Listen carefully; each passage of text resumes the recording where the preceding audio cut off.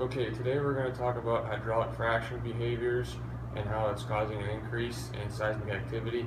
This is an example over in Ohio, and we have a video to show you. We're sitting there waiting to happen. We have triggered these earthquakes. Armbruster believes the trigger was this Youngstown well that disposes of contaminated water trucked in from Pennsylvania and beyond. The water is a byproduct of oil and natural gas extraction called fracking. The disposal well pumps thousands of gallons of the waste into rock a mile or more below. Armbruster says the fluid may have made its way into an earthquake fault line. Pumping the fluid into the fault encourages the fault to slip. Okay, so our initial observations, we start with water being injected into the reservoir. It's pumped down at a high pressure and fills up the formation. Next, it reaches the fault zone through the cracks created. Pumping the fluid into the fault encourages the fault to slip, and this is what triggers the earthquakes that have been happening the last couple of years. Okay, our hypothesis.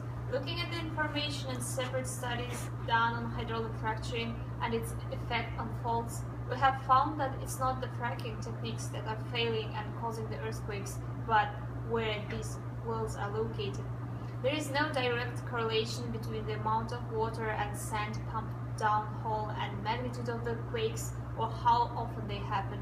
It all depends on geology of where the well is constructed, and when we pump frac water into the formation, how much other fluid is displaced to cause the loss of friction needed to create seismic activity. Our sample calculations included these two equations.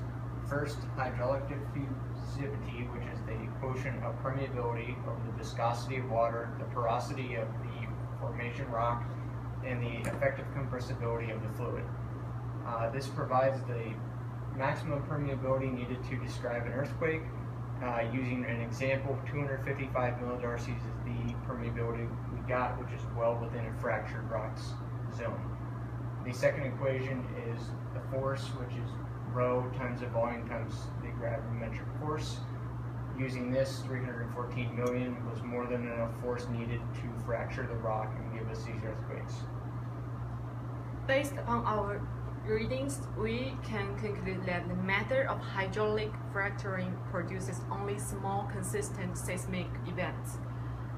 Geological formation characteristics contributed to the seismic activity more than the induced seismicity caused by humans. That's our conclusion. Thanks.